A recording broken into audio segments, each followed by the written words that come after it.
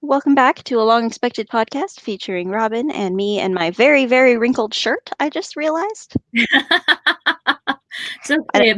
My very, very wrinkled face. Whatever. You're beautiful and you know it. I am, but I will be when I'm wrinkled. So, Also true. Avi's been low because of all of this loneliness and sadness and stuff. Yeah. And so I decided to start working in addition to everything else I'm working on. Years ago, he discussed wanting an Eevee costume, but he wanted something special about it. And I was like, so what, like an Eevee Viking? And he was like, oh, so yeah, we got sketches done back in the day, and that's where it's set. And I was like, let's work on your Eevee Viking costume. Here's the sketch.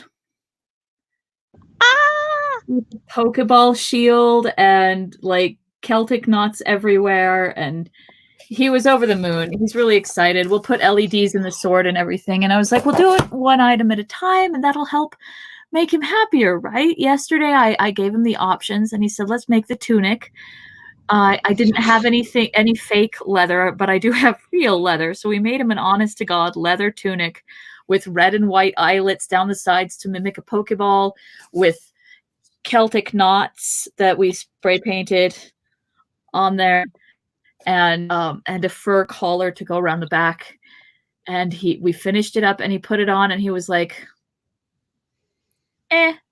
And I damn near lost it. Like, that is not how you react to someone who has done something really nice to make you happy. Yeah, we both had a good cry. And then it was like, okay, so this is a social nicety skill that you're learning, as well as as well as working on this thing with me, because when you're 8 and kind of an egotist, I guess it doesn't come naturally to go, wait, someone busted their ass, I should show some enthusiasm. Yeah. He got better, though. This morning, the first thing he wanted to do was put it on and frolic around and ask if he could go outside in it. And I was like, yeah, that way I don't have to weather it. But I've been having such a ball. Look at these. Look at these. They're going to be the decora on the scabbard and the belt and the bracers. We're just going to use them all more than once, because holy crap, that was a lot of work.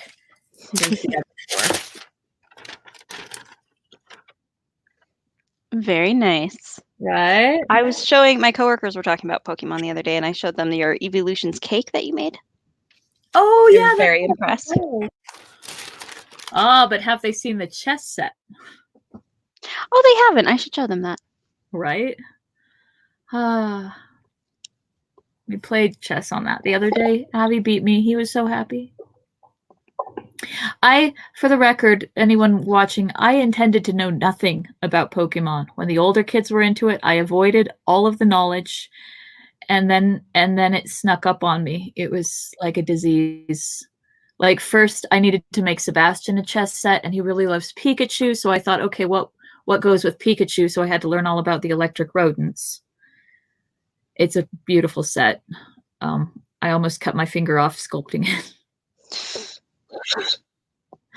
And I think Avi whispers like Pokemon knowledge into my ear while I'm sleeping, because I wake up suddenly knowing what a Bulbasaur is. And I know what a Bulbasaur is. They're the cute ones with the plant on their back. They are, yeah. And I know a lot about, and the fact that Kamalas never wake up, and that's like part of their superpower. And no one knows why they cling to a log while they're sleeping, but no one's ever been able to get the log away from the Kamala, and the universe might end if they do. Did you intend to turn off your camera along with your... Yeah, I'm blowing my nose. 1 sec. Okay. Yeah. Nobody wants to see that. The internet does not need to watch or hear me blow my nose. Okay, check. Well, anyway, that on top of my brother's coming in a week, and we've never met in person, and the mermaids, and the elements, and the karate cups. So I've got a lot on my plate, like I like. So That's good. but not as much as Frodo does in the Council of Elrond. Hey, nice segue. It's your turn to read, right? Yeah. Got to find my spot. Look at this. It's my cute little desk, and Jason made the stop out of this scrap wood. Oh, that's cool. Oh, that's really neat. So pretty. I do need to get it adjusted, but we don't have a working jigsaw at the moment, so that's not going to happen for a little while.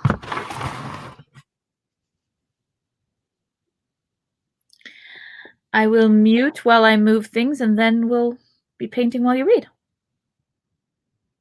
Sounds like a plan. Sorry, I'm looking for the spot. Bring out the ring, Frodo, said Gandalf solemnly. Is that where we were? I think so. It's been a minute.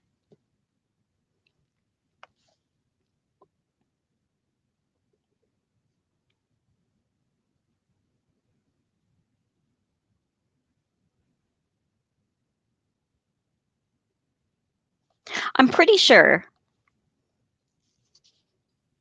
Yeah, that makes sense. I just put down my book somewhere, and now I can't find it. Weird. Let's just do a little overlap, just in case. It was definitely not before Bring Out the Ring, Frodo, so... It definitely wasn't, because Aragorn just threw a bunch of shade on Boromir. Like, you think you're unappreciated? I'm unappreciated. Yeah. Fat bastard calls me Strider.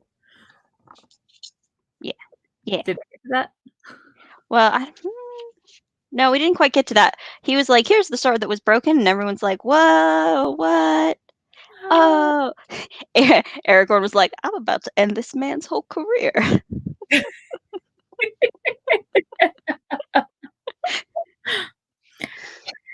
And then Frodo was like, the ring belongs to you. And then Gandalf was like, bring out the ring, Frodo, said Gandalf solemnly. The time has come.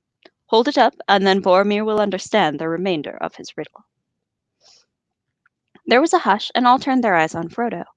He was shaken by a sudden shame and fear, and he felt a great reluctance to reveal the ring and a loathing of its touch. He wished he was far away. The ring gleamed and flickered as he held it up before them in his trembling hand. Behold, Isildur's bane, said Elrond.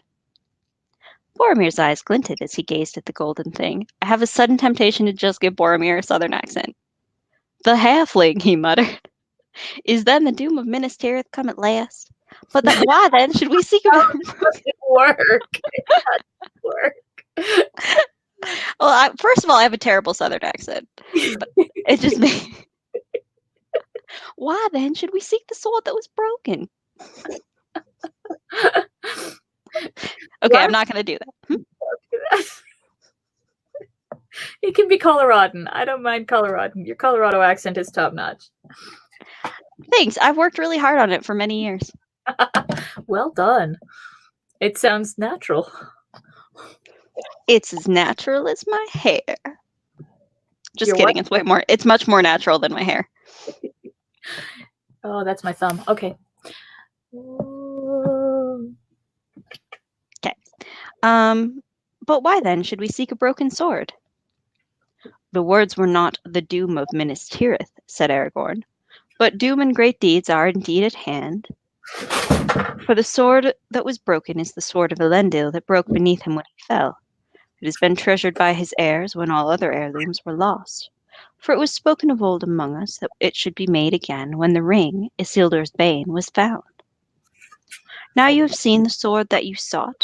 What would you have sought? What would you ask? Do you wish for the house of Elendil to return to the land of Gondor? He really shouldn't have led with that. Right? Like, What do you want? You want me to go be your king, random stranger who doesn't know me, even though I know you because I was there when you were a kid? You don't know that? No, he wasn't. He left long before they were born. He was there when Oh, that's right. Denethor was a kid. Yeah, so then even more so, like, hi, I'm a random stranger, and I look like a white trash person, and you want me to come be your king now? Like, no, of course I don't. I don't know you. Like, I don't want to loan you $5. I am a random scrub. I'm a random scrub with a random sword, and you're just gonna take my word for things. Mm-hmm. And Boromir said, no scrubs. No scrub. A scrub is a guy who can't bring a sword to me. With 8 other guys.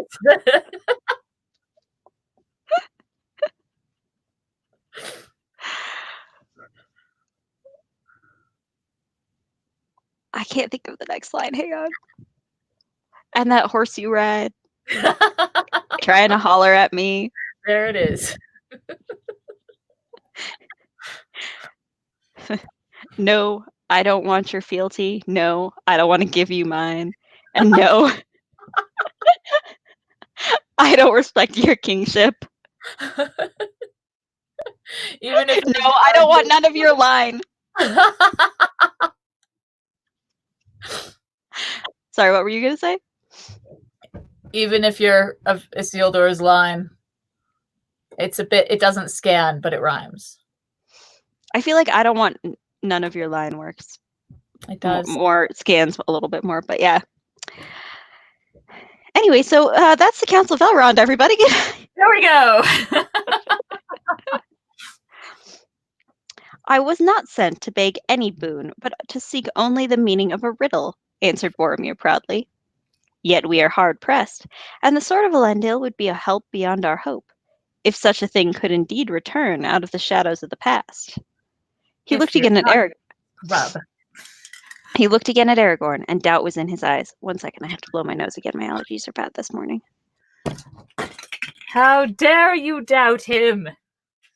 He's so much cooler than you. I mean, not at the moment. He casts more shade than you. That is true. Bilbo's about to go all bitch, please. Frodo felt Bilbo stir impatiently at his side. Evidently, he was annoyed on his friend's behalf. Standing suddenly up, he burst out. All that is gold does not glitter, not all those who wander are lost. The old that is strong does not wither, deep roots are not reached by the frost. From the ashes a fire shall be woken, a light from the shadows shall spring. Renewed shall be blade that was broken, the crownless again shall be king. I hate it when people piss me off and I have to angrily recite poetry at them. Oh God, it happens all the time. Some woman at Costco today took way too long in line, and I finally stepped up to her and slammed her into some Dorothy Parker. Yeah. I hope you maintained your social distancing while you were spitting sick rhymes.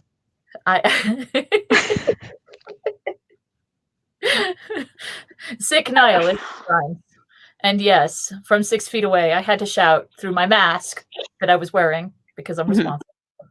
Good. Yeah. Not very good, perhaps, but to the point, if you need more beyond the word of Elrond. If that was worth a journey of 110 days to hear, you had best listen to it. He sat down with a snort. Mic drop. Girl.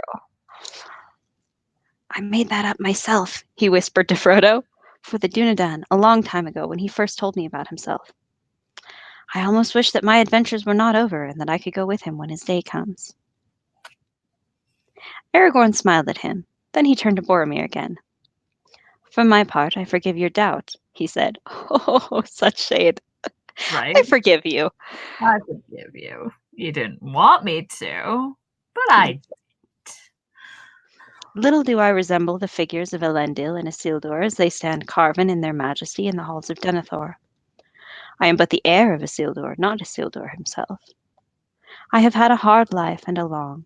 and the leagues that lie between here and Gondor are a small part in the count of my journeys. I've Yeah, I've been crossed. at 110 days again, honey. I've crossed many mountains and many rivers and trodden many plains, even into the far countries of Rhun and Harad, where the stars are strange. But my home, such as I have, is in the north, for here the heirs of Valandil have ever dwelt in long line unbroken from father unto son, for many generations. Oh, Our I da- learned something. Mhm. Sorry to interrupt, but I was reading appendices like I do, and realized so Isildur was killed, and Valandiel was his son. Mhm. Isildur's 3 older sons were also killed. Like when he was trying to escape with the ring, his 3 of his 4 sons were getting slaughtered. Valandiel was the youngest and was left at Rivendell because he was too young to travel. Oh, wow. Well, So that's whoever pretty. those nameless older brothers were that don't get any part of the histories except to just sort of get slaughtered, I'm sorry. That's Right, wrong. that's pretty messed up. I'm sorry Yeah. your dad tried to like just fucking abandon you. And I'm sorry your mom had to get that news. Like that's messed Oof. up, right? Fuck Oof. you at that point. You wouldn't even give a shit about the fate of nations. You'd just be like, ow. Yeah. Right. Yeah, I'm sure she was not like, but what's going to happen politically? She was like, he fucking what? Right? Nah. But Ah. yeah, one man made it back. Otar, the banner bearer, was the one who brought the news that everyone had been killed, and yeah, Yikes. right. Darn So it, allergies. these little chunks of history that get left out of the main bits. I'm painting some more, and now you know too. The more Tolkien you know. Oh, Okay. right. Allergies are terrible. Okay. Let's see. For here the heirs of Elandil have ever dwelt in a long line, unbroken from father unto son for many generations. Our days have darkened, and we have dwindled, but ever the sword has passed to a new keeper. And this I will say to you, Boromir, ere I end. Lonely men are we, rangers of the wild, hunters, but hunters ever of the servants of the enemy, for they are found in many places, not in Mordor only. If Gondor, Boromir, has been a stalwart tower, we have played another part. Many evil things there are that your strong walls and bright swords do not stay. You know little of the lands beyond your bounds. Peace and freedom, do you say? The North would have known them little but for us. Fear would have destroyed them. But when dark things come from the houseless hills or creep from sunless woods, they fly from us. What roads would any dare to tread?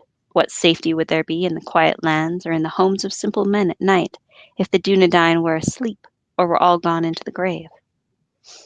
And yet, less thanks have we than you. Travellers scowl at us, and countrymen give us scornful names. Strider I am, to one fat man who lives within a day's march of foes that would freeze his heart, or lay his little town in ruin if he were not guarded ceaselessly. Yet we would not have it otherwise. If simple folk are free from care and fear, simple they will be, and we must be secret to keep them so. That has been the task of my kindred while the years have lengthened and the grass has grown. But now the world is changing once again. A new hour comes. Isildur's bane is found. Battle is at hand. The sword shall be reforged. I will come to Minas Tirith. Isildur's bane is found, you say, said Boromir. I have seen a bright ring in the halfling's hand, but Isildur perished ere this age of the world began, they say. How do the wise know that this ring is his? And how has it passed down the years until it was brought hither by so strange a messenger? That shall be told, said Elrond. But not yet, I beg, master, said Bilbo. Already the sun is climbing to noon, and I feel the need of something to strengthen me. I had not named you, said Elrond, smiling, but I do so now. Come, tell us your tale, and if you have not yet cast your story into verse, you may tell it in plain words. The briefer, the sooner shall you be refreshed. Okay, can I just say Elrond knows how to run a meeting effectively? Right. Can we take a snack break? No. Let's get through this item on the agenda first, and the quicker we get through it, the quicker we can take a break. So go. So go. Unfortunately, he didn't reckon with the fact that Bilbo would rather talk than eat. Yeah, well, we all make mistakes. It's true. Yeah. Very well, said Bilbo. I will do as you bid, but I will now tell the true story. And if some here have heard me tell it otherwise, he looked sidelong at Glóin, I ask them to forget it and forgive me. I only wished to claim the treasure as my very own in those days, and to be rid of the name of thief that was put on me. But perhaps I understand things a little better now. Anyway, this is what happened. To some there, Bilbo's tale was wholly new, and they listened with amazement while the old hobbit, actually not at all displeased, recounted his adventure with Gollum at full length. He did not omit a single riddle. That's right. He would have given also an account of his party and disappearance from the Shire if he had been allowed, but Elrond raised his hand. Well told, my friend, he said, but that is enough at this time. For the moment it suffices to know that the ring passed to Frodo, your heir. Let him now speak. Then, less willingly than Bilbo, Frodo told of all his dealings with the ring from the day that it passed into his keeping. Every step of his journey from Hobbiton to the ford of Bruinen was questioned and considered, and everything that he could recall concerning the Black Riders was examined. At last he sat down again. Not bad, Bilbo said to him. You would have made a good story of it if they hadn't kept on interrupting. I tried to make a few notes, but we shall have to go over it all again together sometime if I am to write it up. There are whole chapters of stuff before you ever got here. No shit. Yep, we were Like, there. I just want to be clear. Like, we are this far into the book. We are 280 pages in to the book right now. And the adventure hasn't been decided on yet, much less begun. Yep.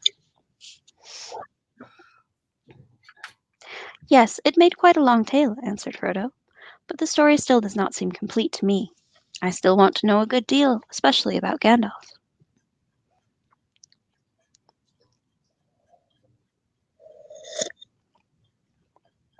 Galdor of the Havens, who sat nearby, overheard him. You speak for me also, he cried, and turning to Elrond, he said, The wise may have good reason to believe that the halfling's trove is indeed the great ring of long debate, unlikely though that may seem to those who know less. But may we not hear the proofs? And I would ask this also. What of Saruman? He is learned in the lore of the rings, yet he is not among us. What is his counsel, if he knows the things that we have heard? The questions that you ask, Galdor, are bound together, said Elrond. I had not overlooked them, and they shall be answered.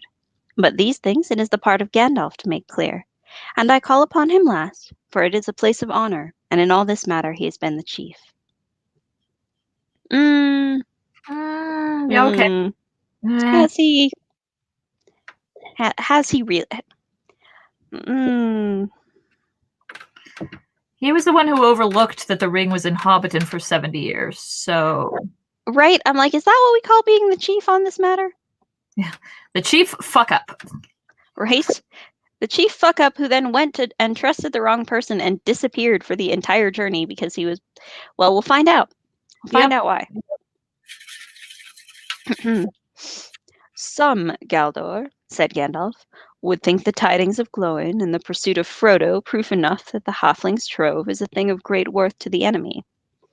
Yet it is a ring. What then? The 9 the Nazgul keep. The 7 are taken or destroyed. At this Glóin stirred, but did not speak. The 3 we know of. What then is this one that he desires so much? There is indeed a wide waste of time between the river and the mountain, between the loss and the finding. But the gap in the knowledge of the wise has been filled at last, yet too slowly. For the enemy has been close behind, closer even than I feared. And well it is that not until this year, this very summer, as it seems, did he learn the full truth. Some here will remember that many years ago I myself dared to pass the doors of the necromancer in Dol Guldur, and secretly explored his ways, and found thus that our fears were true. He was none other than Sauron, our enemy of old, at length taking shape and power again. Some, too, will remember also that Saruman dissuaded us from open deeds against him, and for long we watched him only. Yet at last, as his shadow grew, Saruman yielded, and the council put forth its strength, and drove the evil out of Mirkwood. And that was in the very year of the finding of this ring. A strange chance, if chance it was. But we were too late, as Elrond foresaw. Sauron also had watched us, and had long prepared against our stroke, governing Mordor from afar through Minas Morgul, where his 9 servants dwelt, until all was ready. Then he gave way before us, but only feigned to flee, and soon after came to the Dark Tower, and openly declared himself. Then for the last time the council met, for now we learned that he was seeking ever more eagerly for the One. We feared then that he had some news of it that we knew nothing of. But Saruman said nay, and repeated what he had said to us before, that the One would never again be found in Middle-earth. At the worst, said he, our enemy knows that we have it not, and that it still is lost.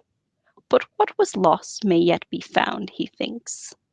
Fear not, his hope will cheat him. Have I not earnestly studied this matter? Into Anduin the Great it fell, and long ago, while Sauron slept, it was rolled down the river to the sea. There let it lie until the end. Need to blow my nose again.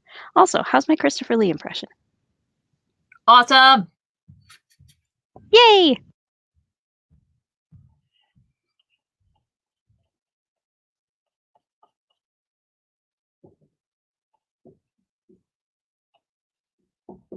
Yes.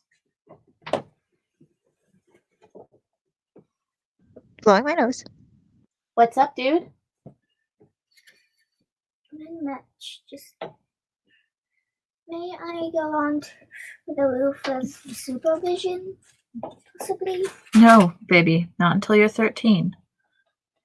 Not even until I'm 12, 10, 11?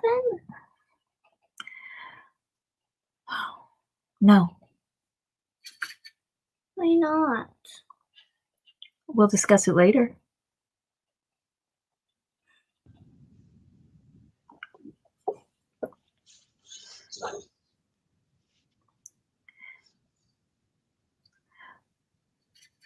There are many, many other things for you to do. You do not have to pine for a thing that you cannot have.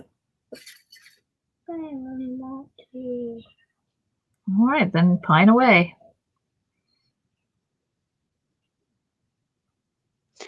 All right, let me see. Gandalf fell silent, gazing eastward from the porch to the far peaks of the Misty Mountains, at whose great roots the peril of the world had so long lain hidden. He sighed. There I was at fault, he said. I was lulled by the words of Saruman the Wise, but I should have sought for the truth sooner, for our peril would now be less. We were all at fault, said Elrond, and but for your vigilance, the darkness maybe would already be upon us. But say on. From the first, my heart misgave me, against all reason that I knew, said Gandalf, and I desired to know how this thing came to Gollum, and how long he had possessed it. So I set a watch for him, guessing that he would ere long come forth from his darkness to seek for his treasure. He came, but he escaped and was not found. And then, alas, I let the matter rest, watching and waiting only, as we have too often done. Time passed with many cares, until my doubts were awakened again to sudden fear. Whence came the hobbit's ring? What, if my fear was true, should be done with it? Those things I must decide. But I spoke yet of my dread to none, knowing the peril of an untimely whisper if it went astray. In all the long wars with the Dark Tower, treason has ever been our greatest foe. That was 17 years ago. 17 years ago, dude! Yep. Soon I became aware that spies of many sorts, even beasts and birds, were gathered round the Shire, and my fear grew. I called for the help of the Dunedain, and their watch was doubled, and I opened my heart to Aragorn, the heir of Isildur. And I, said Aragorn, counselled that we should hunt for Gollum, too late though it may seem. And since it seemed fit that Isildur's heir should labour to repair Isildur's fault, I went with Gandalf on the long and hopeless search. Yeah, the movie tried to make him like want to reject his destiny, and that doesn't happen in the book ever. Nope. Like, yes, I am a badass. I am okay with being a badass. I've made peace with my badassery. As we all must do at some point. Let's see.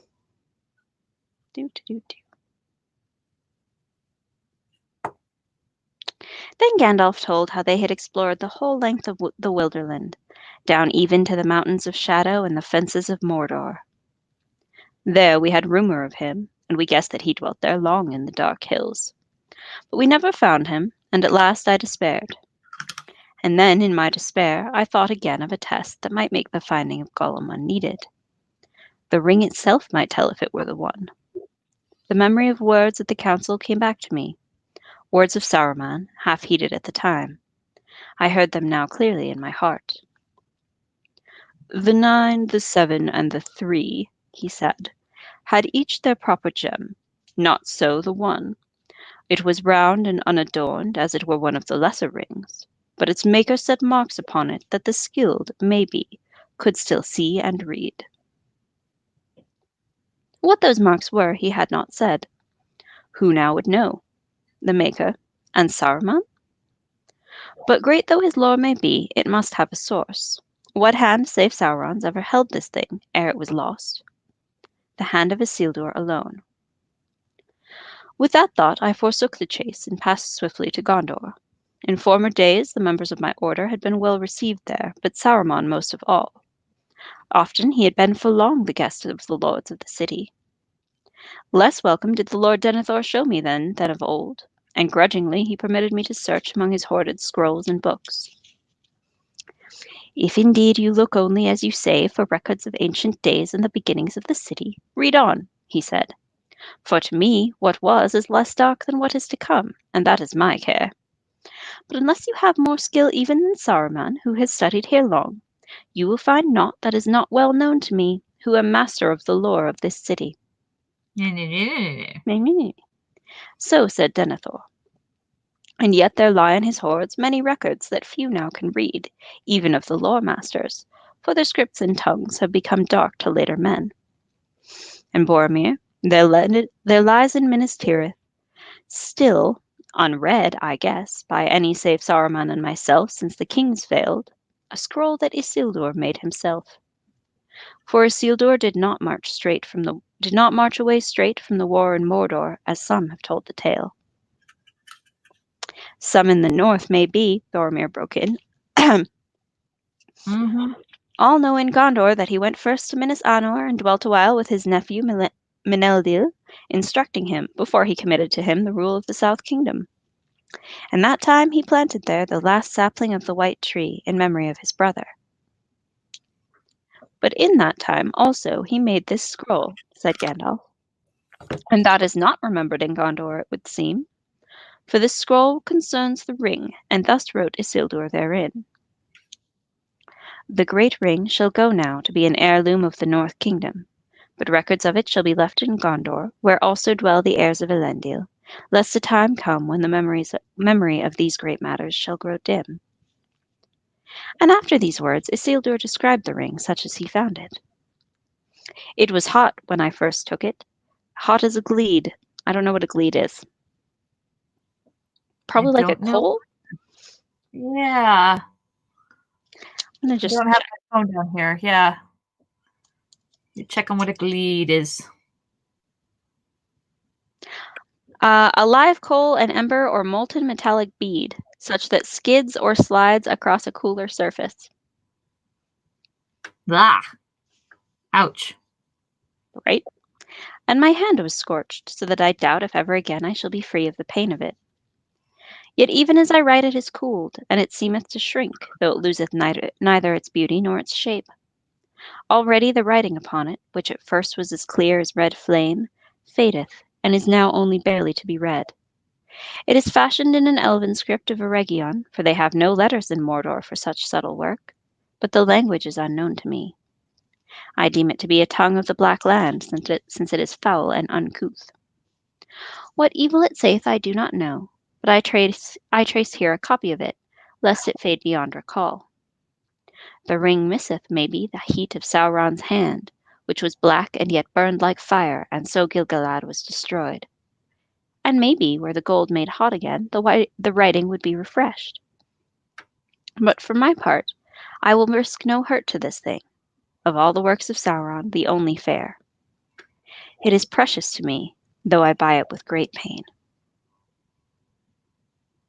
When I read these words, my quest was ended, for the traced writing was indeed, as Isildur guessed, in the tongue of Mordor and the servants of the tower, and what was said therein was already known. For in the day that Sauron first put on the one, Celebrimbor, maker of the three, was aware of him, and from afar he heard him speak these words, and so his evil purposes were revealed.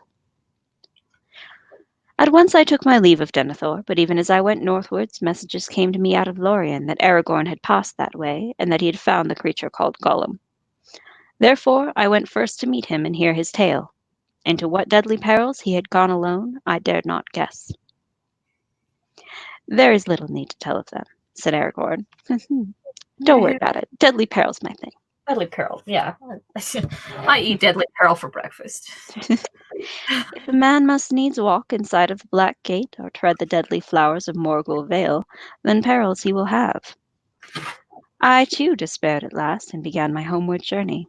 And then, by fortune, I came suddenly on what I sought, the marks of soft feet beside a muddy pool. But the trail was now fresh and swift, and it led not to Mordor, but away. Along the skirts of the dead marshes I followed it, and then I had him. Lurking by a stagnant mere, peering in the water as the dark eve fell, I caught him, Gollum. He was covered with green slime. He will never love me, I fear, for he bit me, and I was not gentle. Nothing more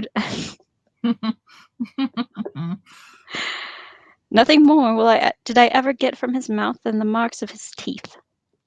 I deemed it the worst part of all my journey, the road back, watching him day and night, and making him walk before me with a halter on his neck, gagged, until he was tamed by lack of drink and food, driving him ever towards Mirkwood. That is some Jack Bauer shit right there. Yeah, that's actually really fucked up. Like, when he says he was not gentle, what he means is he tortured the poor fucking creature. Like, yeah. Not cool. That is a war crime. You have violated the Geneva Convention. Yep.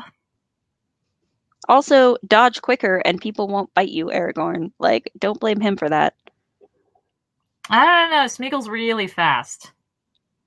Yeah, well, yeah, but if you're gonna brag about being, like, the most badass of all the badasses and, like, oh, well, I eat peril for breakfast, but also he bit me and I got mad. Like, yeah, he can't run a daycare. No. Is what I'm getting.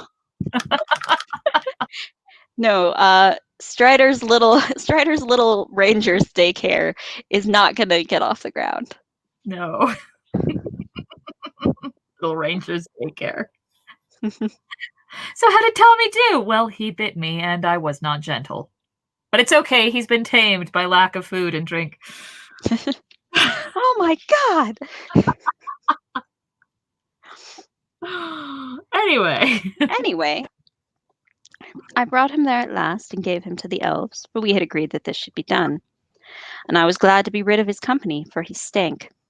Well, you probably didn't give him a bath. Anyway, for my part, I hope never to look upon him again. But Gandalf came and endured long speech with him. Yes, long and weary, said Gandalf, but not without profit. For one thing, the tale he told of his loss agreed with that, which Bilbo has now told openly for the first time. But that mattered little, since I had already guessed it. Uh-huh. But I learned then first that Gollum's ring came out of the great river nigh to the Gladden fields. And I learned also that he had possessed it long, many lives of his small kind. The power of the ring had lengthened his years far beyond their span. Power of the ring compels you. But that power only the great rings wield. And if that is not proof enough, Galdor, here there is the other test that I spoke of. Upon this very ring which you have here seen held aloft, round and unadorned, the letters that Isildur reported may still be read, if one has the strength of will to set the golden thing in the fire a while. That I have done. That Frodo has done, excuse me. You did not. Right? And this I have read. Ashnaz derbatulok, Ashnaz gimbatul, Ashnaz trakutulok, agburzum ishi krimpatul. The change in the wizard's voice was astounding. Suddenly it became menacing, powerful, harsh as stone. A shadow seemed to pass over the high sun, and the porch for a moment grew dark. All trembled, and the elves stopped their ears. Never before has any voice dared to utter words of that tongue in Imladris, Gandalf the Grey, said Elrond as the shadow passed and the company breathed once more. And let us hope that none will ever speak it here again, answered Gandalf. None the less, I do not ask your pardon, Master Elrond, for if that tongue is not soon to be heard in every corner of the West, then let all put doubt aside, that this thing is indeed what the wise have declared, the treasure of the enemy, fraught with all his malice, and in it lies a great part of his strength of old. Out of the black years come the words that the smiths of Eregion heard, and knew that they had been betrayed. One ring to rule them all, one ring to find them, one ring to bring them all, and in the darkness bind them. Know also, my friends, that I learned more yet from Gollum. He was loath to speak, and his tale was unclear, but it is beyond all doubt that he went to Mordor, and there all that he knew was forced from him. Thus the enemy knows now that the one is found, that it was long in the Shire. And since his servants have pursued it almost to our door, he will soon know, already he may know even as I speak, that we have it here. All sat silent for a while, until at length Boromir spoke. He is a small thing, you say, this Gollum, small but great in mischief. What became of him? To what doom did you put him? He is in prison, but no worse, said Aragorn. He had suffered much. There is no doubt that he was tormented, and the fear of Sauron lies black on his heart. Still I, for one, am glad he is safely kept by the watchful elves of Mirkwood. His malice is great, and gives him a strength hardly to be believed in one so lean and withered. He could work much mischief still if he were free, and I do not doubt that he was allowed to leave Mordor on some evil errand. Alas! Bad news. Alas! cried Legolas. You said bad news. I was just picturing the professor. Good news, everyone. Bad news, everyone. Bad news, everyone. Cried Legolas, and in his fair elvish face there was great distress. The tidings that I was sent to bring must now be told. They are not good, but only here have I learned how evil they may seem to this company. Smeagol, who is now called Gollum, has escaped. Dun dun dun. Dun dun dun. Escaped? Cried Aragorn. That is ill news indeed. We shall all rue it bitterly, I fear. What? Oh, the way he puts it next is how did you fuck up so badly? Yeah, basically. How came the folk of Thranduil to fail in their trust? Not through lack of watchfulness, said Legolas, but perhaps through overkindliness, and we fear that the prisoner had aid from others, and that more is known of our doings than we could wish. We guarded this creature day and night at Gandalf's bidding, much though we wearied of the task. But Gandalf bade us hope still for his cure, and we had not the heart to keep him ever in dungeons under the earth, where he would fall back into his old black thoughts. You were less tender to me, said Glóin, with a flash of his eyes, as old memories were stirred of his imprisonment in the deep places of the Elven King's halls. Wow. Wow. Sorry, but we learned our lesson, dude. Shit. Now come, said Gandalf. Pray do not interrupt, my good Gloin. That was a regrettable misunderstanding, long set right. If all the grievances that stand between elves and dwarves are to be brought up here, we may as well abandon this council. Gloin rose and bowed, and Legolas continued. In the days of fair weather we led Gollum through the woods, and there was a high tree standing alone far from the others which he liked to climb. Often we let him mount up to the highest branches until he felt the free wind, but we set a guard at the tree's foot. One day he refused to come down, and the guards had no mind to climb after him. He had learned the trick of clinging to boughs with his feet as well as with his hands. So they sat by the tree far into the night. It was that very night of summer, yet moonless and starless, that orcs came on at us unawares. We drove them off after some time. They were many and fierce, but they came from over the mountains, and they were unused to the woods. When the battle was over, we found that Gollum was gone, and his guards were slain or taken. It then seemed plain to us that the attack had been made for his rescue, and that he knew of it beforehand. How that was contrived, we cannot guess, but Gollum is cunning, and the spies of the enemy are many. The dark things that were driven out in the year of the dragon's fall have returned in greater numbers, and Mirkwood is again an evil place, save where our realm is maintained. We have failed to recapture Gollum. We came on his trail among those of many orcs, and it plunged deep into the forest, going south. But ere long it escaped our skill, and we dared not continue the hunt, for we were drawing nigh to Dol Guldur, and that is still a very evil place. We do not go that way. Well, he is gone, said Gandalf. We have no time to seek for him again. He must do what he will. Hang on, I just realized, as far as we know, Thranduil has never kept a captive without losing it. Yeah, Thranduil, his security is like Swiss cheese. Yeah. He's real bad at this. No one should trust him to keep a captive. Yeah, never. Don't give Thranduil prisoners anymore. He sucks at this. Spread the word.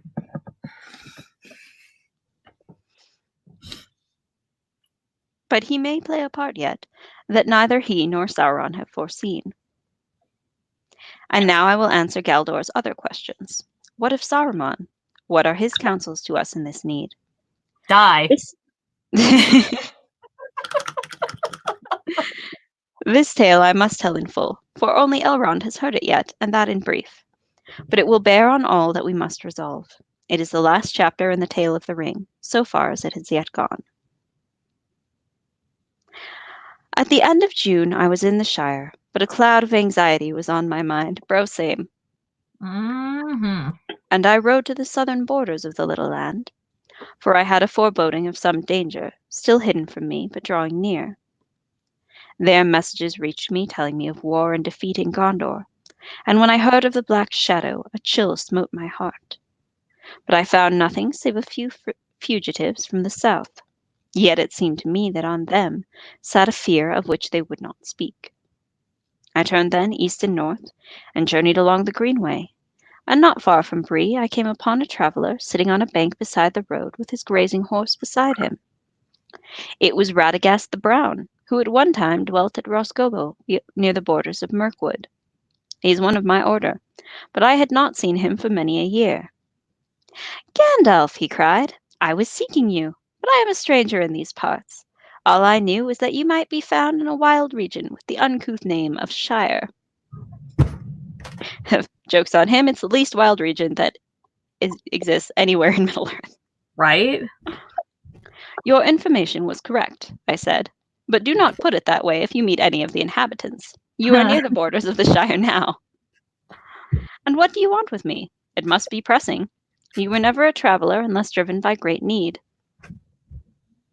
I have an urgent errand, he said. My news is evil. Then he looked about him as if the hedges might have ears. Nazgul, he whispered. The Nine are abroad again. They have crossed the river secretly and are moving westward. They have taken the guise of riders in black. I knew then what I had dreaded without knowing it. The enemy must have some great need or purpose, said Radagast, but what it is that makes him look to these distant and desolate parts I cannot guess. What do you mean? Said I. I have been told that wherever they go, the riders ask for news of a land called Shire. The Shire, I said. But my heart sank. I love that he's like, oh God, this is the worst news ever, but also, you're saying it wrong. Yeah. I can so relate to that. Right? Gandalf is a level of petty the rest of us can only aspire to. Absolutely. For even the wise might fear to withstand the nine when they are gathered together under their fell chieftain. A great king and sorcerer he was of old, and now he wields a deadly fear. Who told you, and who sent you? I asked. Saruman the White, answered Radagast, and he told me to say that if you feel the need, he will help, but you must seek his aid at once, or it will be too late. And that message brought me hope. You poor fool. For Saruman the White is the greatest of my order. Radagast is, of course, a worthy wizard, master of shapes and changes of hue. I really wish that they had explored that more in the Right? movies. The fact that he's a fucking shapeshifter. Yeah. Fuck. And he Like, has much lore of herb. It's already canon. They didn't have to come up with a bunny sled to make him interesting because the No. canon's already cool. Darn it.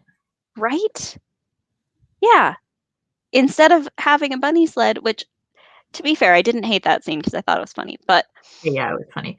Okay, how about the poop on the face, though? that they did not need. That I think we can all agree was a poor choice. Yeah.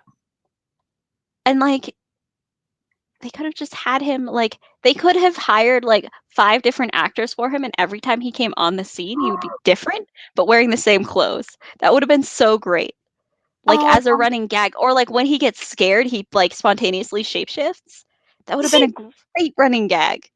I'd love it. That's my headcanon now. Right? And he has much lore of herbs and beasts, and birds are especially his friends. But Saruman has long studied the arts of the enemy himself, and thus we have often been able to forestall him. It was by the devices of Saruman that we drove him from Dol Guldur, and it was by the counsel of Saruman that you didn't do it when that would have made a difference.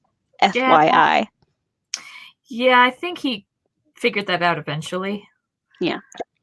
If you're for 3,000 years, you're going to really not welcome the idea that they might have stabbed you in the back. I mean, sure. Anyway. Let's see. It might be that he had found some weapons that would drive back the nine. I will go to Saruman, I said. Then you must go now, said Radagast, for I have wasted time in looking for you, and the days are running short. I was told to find you before midsummer, and that is now here. Even if you set out from this spot, you will hardly reach him before the nine discover the land that they seek. I myself shall turn back at once. And with that, he mounted and would have ridden straight off. What a way to end a conversation. Right? Okay, bye. Stay a moment, I said. We shall need your help and the help of all things that will give it. Send out messages to all the beasts and birds that are your friends. Tell them to bring news of anything that bears on this matter to Saruman and Gandalf. Let messages be sent to Orthanc.